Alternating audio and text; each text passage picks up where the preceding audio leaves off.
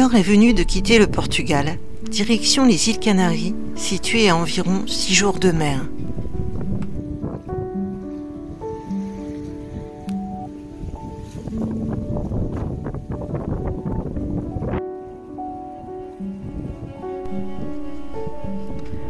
À peine en mer, et déjà Jean-Louis lance la ligne de pêche.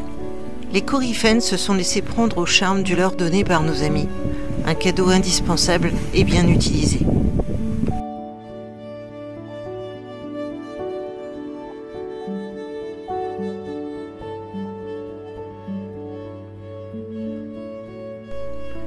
Une courte fenêtre météo s'ouvrait à nous et il était temps de hisser les voiles. Ce serait pour nous la deuxième plus longue navigation, loin de tout contact. Notre Starlink est resté sourd à nos tentatives de réinitialisation. Et c'est avec une certaine appréhension que nos familles respectives nous ont vus partir sans contact possible.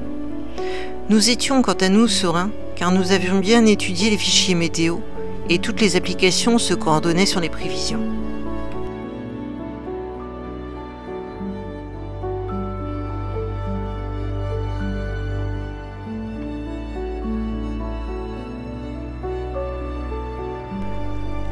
À l'époque de la traversée du Gascogne, notre pilote automatique avait refusé de fonctionner et nous avions dû barrer pendant 4 jours à tour de rôle.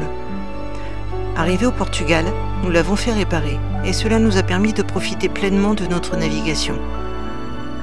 Notre ami Stéphane nous avait conseillé d'être vigilants sur ce qu'il appelait les 3 F, le froid, la fatigue, la faim. Nous n'avons ressenti aucun des 3 parce que nous étions attentifs avant tout à notre bien-être. Vivre une telle navigation que celle-ci, pour des débutants comme nous, aura été un apprentissage. Et nous avons veillé avant tout à ce qu'elle se passe le plus sereinement possible.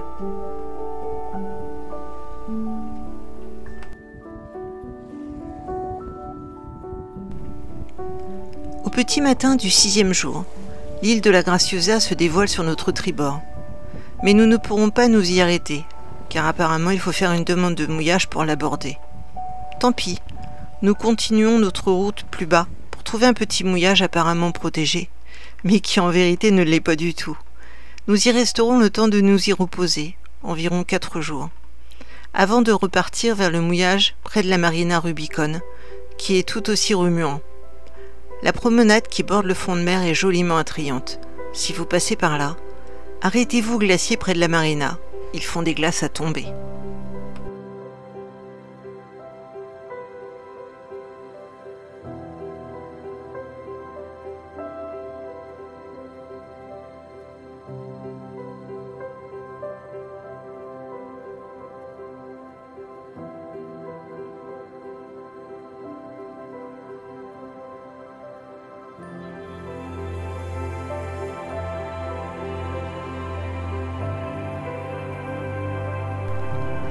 En mer, il n'y a pas de repères, pas de marques, pas de rues ou d'avenues. Et puis, il faut s'accommoder de conditions météo pas toujours parfaites, et d'ailleurs trop souvent fausses. Nous aurons eu l'occasion de le vérifier lors de cette traversée, et aussi par la suite.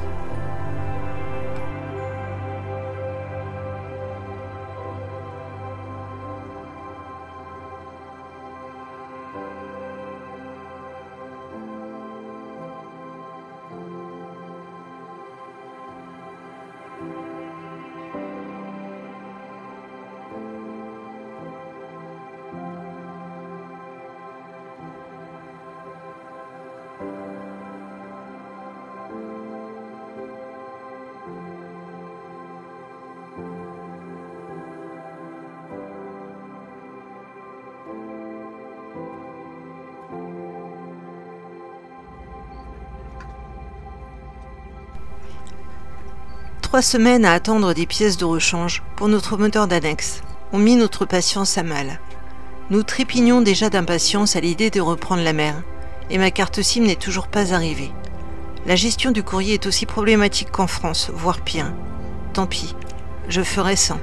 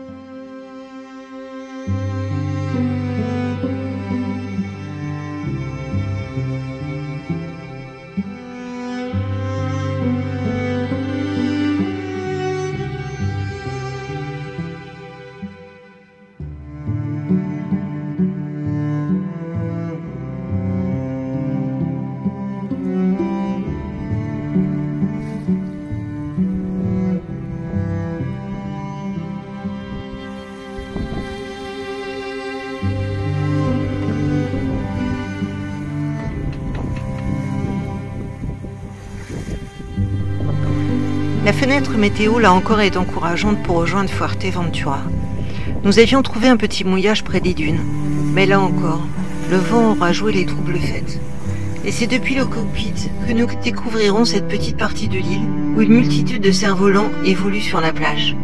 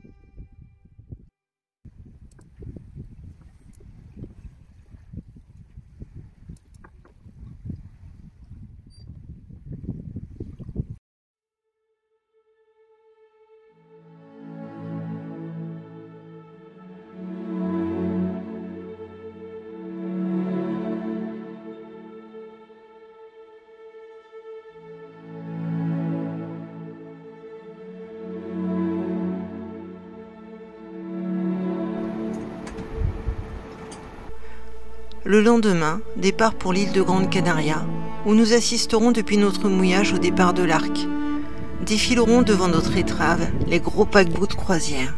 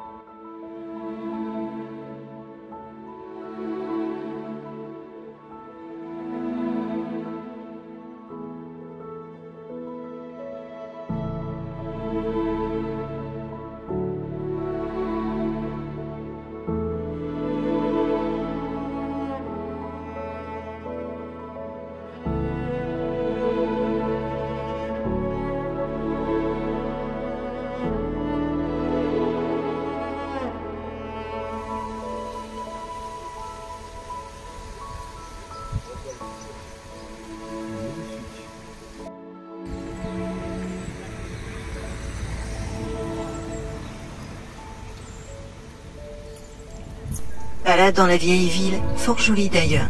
La ville s'illumine.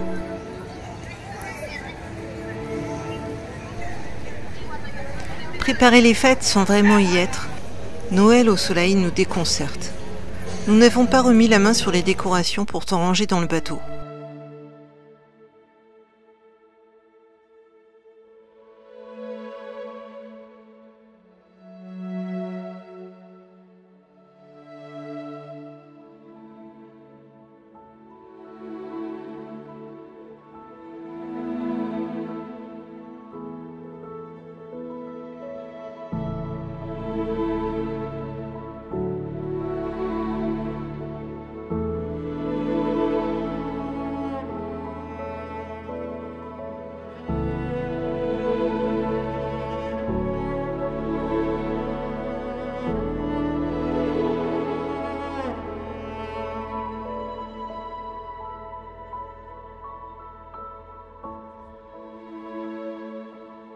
Enfin, quelques réparations de dernière minute et il faut penser à faire l'avitaillement, remplir les tanks à eau et les jerrycans.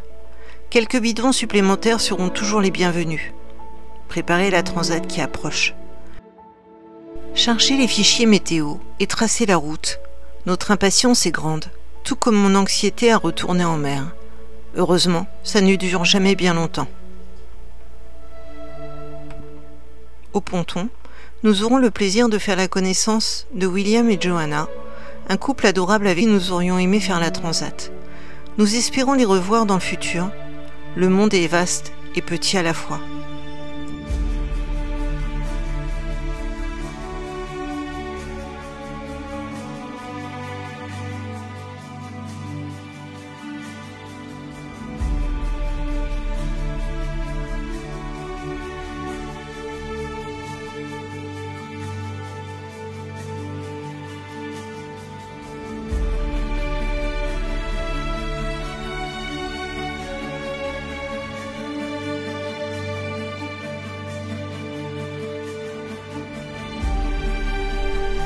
Un dernier au revoir à William et Johanna qui sont restés au ponton.